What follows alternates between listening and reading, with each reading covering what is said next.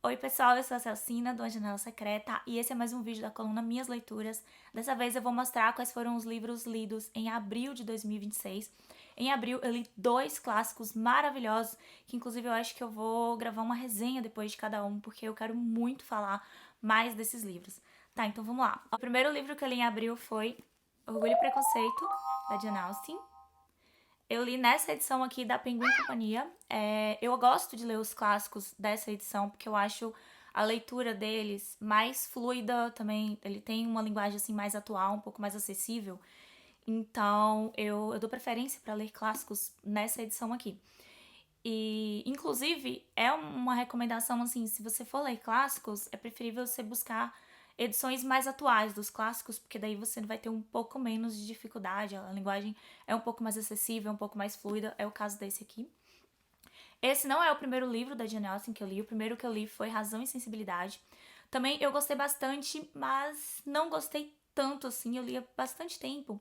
E eu lembro que eu me perdi um pouco, porque eram muitos personagens, eu não tinha me apegado tanto aos personagens, então não foi uma leitura assim tão boa quanto eu esperava. E daí eu demorei muito tempo para poder ler outro livro da Jane Austen. E daí esse eu li esse ano. Foi uma leitura assim maravilhosa. Eu sou completamente apaixonada pelo filme, se não me engano, acho que o filme é de 2005 ou de 2010. Eu não lembro. É um filme muito bom.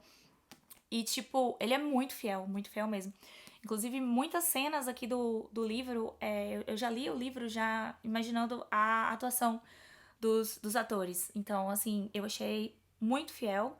Claro, aqui tem muito mais coisa, você fica por dentro dos pensamentos dos personagens. E além disso, a gente tem um meio que bônus, porque não sei quem já assistiu o filme, tem o final do filme e acaba ali. Aqui, o livro, ele desenvolve um pouco mais. Então, tipo, ele tem um a mais do que acontece com Elizabeth, enfim, né, no final. Então ele tem um pouquinho mais, conta um pouquinho mais da história dela. E isso pra mim foi maravilhoso, porque eu não sabia. Bom, pra quem não conhece a história de Orgulho e Preconceito, a gente vai conhecer a família Bennet, tem o Sr. Bennet, que é o patriarca, e a senhora Bennet. E eles têm cinco filhas mulheres. Então, a senhora Bennet, ela é extremamente preocupada com essa questão de casar as filhas. Então, meio que tudo nessa história gira em torno de dela tá querendo casar as filhas, apresentar as filhas para a sociedade. E, bom, ela quer maridos ricos e tal. E aí a gente tem muitos bailes e todas essas coisas da cultura da época. E a gente acompanha essas cinco filhas, em especial a gente acompanha a Elizabeth, que é a Lizzie. Ela é a segunda filha mais velha, a mais velha é a Jane.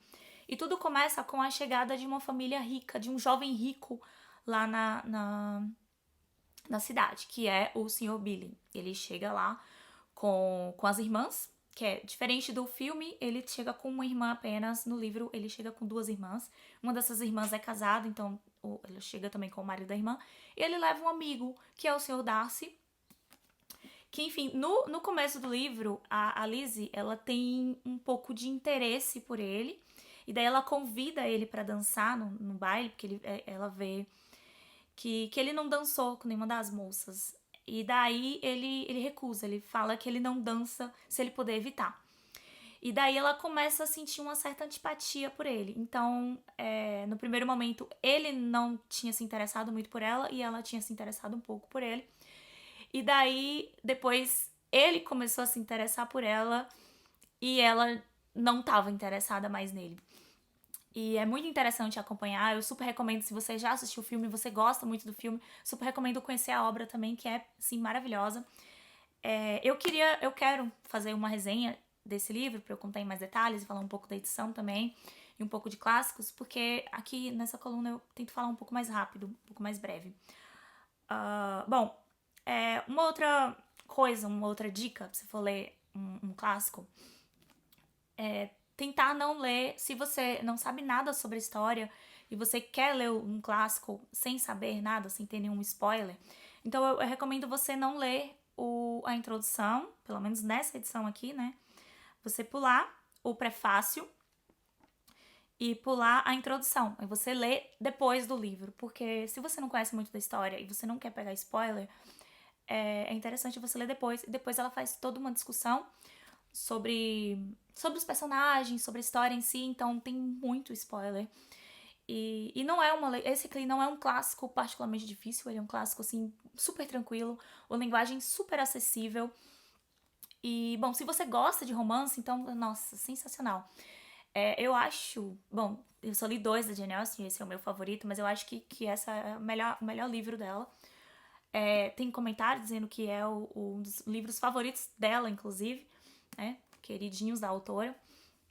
Uma outra coisa também que eu queria comentar aqui, que eu acho super interessante, é a gente lê autoras mulheres, principalmente clássicos de mulheres, porque elas fazem, principalmente a Jane Austen, elas fazem críticas à sociedade, ao patriarcado da época. E isso é muito interessante de acompanhar, principalmente porque na época do livro já era uma crítica atual e continua sendo atual hoje. Um dos comentários assim que eu gostaria de fazer aqui, que é com relação a... Ela faz uma crítica com relação à atividade das mulheres. Ela critica que, para a sociedade, qualquer atividade desenvolvida pelas mulheres era vista como uma coisa fútil. E a gente percebe que muitas vezes isso ainda hoje, é visto desse jeito. Então, tipo, se é alguma coisa que é ligado mais a uma atividade ligada mais à mulher, tipo, talvez ler romance, essas coisas, é visto como algo fútil. E isso não é pra ser assim, né? Ela faz uma crítica aqui, ela faz outros tipos de crítica também, gostaria de debater sobre isso depois, que eu acho muito legal, acho muito importante a gente estar lendo também mais clássicos e mais clássicos escritos por mulheres. Bom, o segundo livro que eu li em abril foi esse outro clássico maravilhoso, que é o Frankenstein, da Mary Shelley. Nossa, gente, eu não sei porque eu demorei tanto tempo pra ler esse livro. É um baita livro. Nossa, é assim, um baita livro. Espetacular mesmo.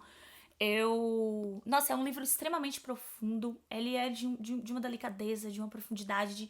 Me despertou muitas emoções. E eu chorei horrores quando eu terminei o livro. Em alguns momentos do livro também eu chorei. Mas quando eu terminei o livro eu chorei muito. Mas eu chorei muito mesmo de soluçar, assim, porque... Nossa, é muito bonito, sabe? Muito profundo mesmo. Eu conheço a história do Frankenstein, mas por filmes, então eu não posso dizer que eu conhecia a história. Então, muita coisa que é passada pra gente por filmes e tal, romantizado, não é muito fiel ao livro. A obra é completamente diferente, você lê a obra, né, das adaptações, obviamente. Então, eu não sabia muita coisa. Então, eu vou tentar nem contar, porque caso você não conheça o livro e queira conhecer, eu acho interessante você embarcar nessa história sem saber muita coisa. Bom, mas o Frankenstein aqui, ele foi publicado, foi escrito em 1818, mas a autora depois ela foram feitas revisões e tal, e a edição que a gente tem aqui, a tradução, é da edição de 1835, se eu não me engano. 1831 é a tradução que é mais atual. A autora mudou pouquíssimas coisas, ela, inclusive, é um comentário que ela faz aqui, ela melhorou a escrita de algumas coisas que, nas palavras dela, ela achou a escrita um pouco infantil. E ela mudou pequenas coisas, assim, não mudou muito da história, mas, tipo, uma determinada personagem, a Elizabeth, ela era prima do nosso protagonista, e daí aqui ela não é prima, né? Ela foi levada pra morar com eles, enfim. O que a gente tem aqui a história? A história é do doutor, como acho que muita gente deve saber, o doutor Victor Frankenstein, e ele era muito inteligente, e daí ele cria um ser. Ele dá vida a uma criatura. Que muita gente acha, inclusive eu achava, que a criatura era chamada de Frankenstein. Frankenstein, eu sabia que era o sobrenome do doutor, mas eu achava que era o nome da criatura também. Mas em nenhum momento do livro aqui é falado que a criatura não tem nome. O que acontece? Eu também pretendo fazer uma resenha desse livro, pra eu falar um pouco mais, comentar um pouco mais, tanto da edição quanto da história em si, também sem spoiler, tá? O Frankenstein, ele criou essa criatura. Ele conseguiu, ele estudava muita coisa de alquimia também, ele se interessava por esse assunto, ele também era médico, ele se interessava por muitas outras coisas.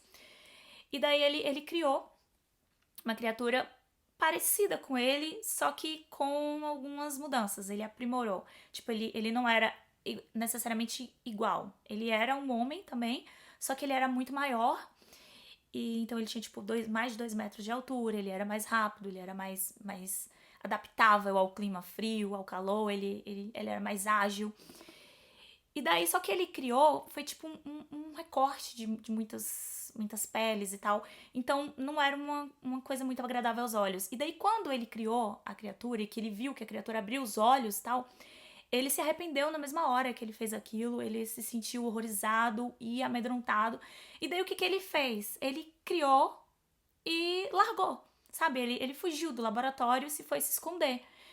E, tipo, ele não deu Poxa, ele era responsável, né? Ele criou esse... retratado por ele aqui também como monstro e tal. Ele criou esse monstro. E não apresentou o mundo pra ele. Ele tinha que ser responsável tanto com a sociedade quanto com a criatura que ele deu vida, ele trouxe pro mundo. Mas ele se arrependeu e ele se escondeu. Ele foi um baita de um covarde. E daí eu não gostava muito do Victor Frankenstein por conta disso. Eu não vou comentar muito sobre a personalidade da criatura, porque eu acho que pode ser spoiler para algumas pessoas que não conhecem. Mas daqui, o livro, a gente acompanha o Victor contando como foi. E daí, então, a gente acompanha no primeiro momento do ponto de vista do Victor, ele tá narrando o que foi que ele aconteceu até criar a criatura. E depois de um tempo, essa criatura, ela encontra com ele. E daí a criatura vai contar para ele tudo o que aconteceu com ela a partir do momento que ela foi criada. E, nossa, foi assim, o auge da narrativa, que foi o melhor, foi a parte em que a criatura tava contando sobre ele. Eu gostei muito e, bom, não quero contar muita coisa pra não dar spoiler, mas assim, um alerta também sobre essa edição, ela é feita com a tradução da Márcia Xavier de Brito. E eu achei um pouco mais densa, acho que porque ela focou principalmente no estilo clássico gótico da obra. E daí ele é mesmo um pouco mais denso, tá? Eu não sei se outras edições do Frankenstein também são um pouco mais densas, mas ele é um pouco mais denso. Em comparação, por exemplo, com Orgulho e Preconceito, eu achei um pouquinho mais denso a narrativa. Porém, na parte que o Frankenstein narrava, eu já não achei mais tão denso, eu achei mais fluido. Mas, assim, tá maravilhosa, sabe? Muito boa. É só um aviso, assim, se você não tem muito costume de ler clássicos, pode achar um pouco mais denso.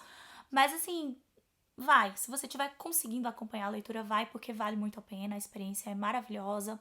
O livro é muito profundo, ele é muito descritivo. E aí você acaba se acostumando com o estilo da narrativa da época, assim, muito bom. Essa edição tá muito linda, ela tem muitas ilustrações. Ela, enfim, ver se eu acho uma ilustração em especial, que foi uma ilustração assim que... Bom, no fim das contas, eu tive pena dos dois personagens, tanto do Dr. Victor Frankenstein quanto da criatura. Sabe? Porque eles entraram numa situação que poderia ter sido facilmente evitada se o Victor tivesse assumido o papel de acolher a criatura e de apresentar o mundo pra ela e tal. Enfim, também é um baita livro que merece uma resenha, tá? Mais detalhada pra comentar tanto da obra quanto dessa edição da Dark Side também. Tá muito linda. Bom, e o último livro que eu li em abril foi tipo uma leitura que fugiu totalmente dos outros livros que eu já li, que foi o Salve-se, o segundo volume da série Maxton Hall. Então, eu comecei a ler esse livro, não é bem o estilo que eu tô gostando de ler ultimamente, porque eu já passei da idade de ler, então os problemas aqui de adolescentes já não são mais problemas que me interessam tanto, que eu me identifique. Então, assim, eu gostava muito quando eu era mais nova. Hoje eu já não gosto tanto. O primeiro livro eu achei legal, eu achei, assim, a leitura muito viciante, muito fluida, eu achei fofinho, gostei. Esse daqui, que é o segundo, eu já não gostei tanto. Eu acho, na verdade, que ele nem precisava existir, sabe? É tipo, não teve muita coisa a acrescentar na história, não. Inclusive, a autora poderia condensar isso aqui, fazer 2 livros apenas, sabe? Condensar isso aqui pro terceiro volume. Porque eu não senti que a história desenvolveu muito aqui, não. Exceto, ela começa exatamente do final do outro livro, Também não vou contar porque acho que meio que vai ser spoiler. E aí, ela foca mais na Ruby. Bom, aqui a gente acompanha a Ruby, que ela é uma garota estudante do ensino médio. E ela é, assim, super focada em estudar e pra entrar em Oxford. E daí a gente tem o bad boy da história, que é o James. E ele é super rico e tal. E daí ele se interessa por ela se interessa por ele, eles acabam ficando juntos no primeiro livro. E daí acontece alguma coisa que eles não estão juntos nesse segundo livro, pelo menos no começo do livro.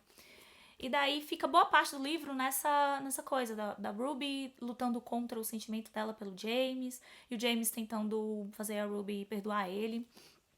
Mas uma coisa que eu gostei é que aqui a gente tem alguns capítulos que são narrados também pela irmã da Ruby, que é a Amber, e pela irmã do James. Eu não me lembro se tem capítulos narrados pela Lydia no primeiro volume, mas nesse aqui tem. E eu gostei de acompanhar, especialmente os capítulos narrados pela irmã da Ruby. Eu gostei muito de acompanhar os capítulos da Amber. Ela é uma personagem muito interessante. Eu gostei, me identifiquei muito com ela. E daí, esse foi o diferencial, assim, desse livro, porque teve esses capítulos narrados por esses outros personagens. Mas, assim, eu não gostei tanto. O primeiro livro fluiu mais. Inclusive, eu demorei pra ler esse livro. Ele é super pequeno e tal, mas ele tava muito, sei lá, muito superficial. Não tava me agradando tanto. Mas, assim, se você gostou do primeiro volume, obviamente você vai gostar desse também, mas o primeiro é melhor, tá? De qualquer forma, eu vou terminar a trilogia. Eu comprei o terceiro volume e eu fiquei curiosa, principalmente com o final desse livro, da forma que terminou. Quem já assistiu a série da Prime, ele é muito fiel. Então, ele termina exatamente no mesmo jeito que termina a série da Prime, a segunda temporada. Então, na verdade, eu comecei a ler os livros justamente por isso, porque eu tava curiosa pra ver. Então, eu tô com o terceiro volume, pra ver se eu leio agora ou no finalzinho aqui de maio ou junho, eu leio ele. Bom, então, minha gente, essas foram as minhas leituras de abril. Eu amei ter lido esses clássicos. Eu espero que vocês tenham gostado do vídeo, tá? E um beijão pra todo mundo que tá assistindo e até o próximo vídeo.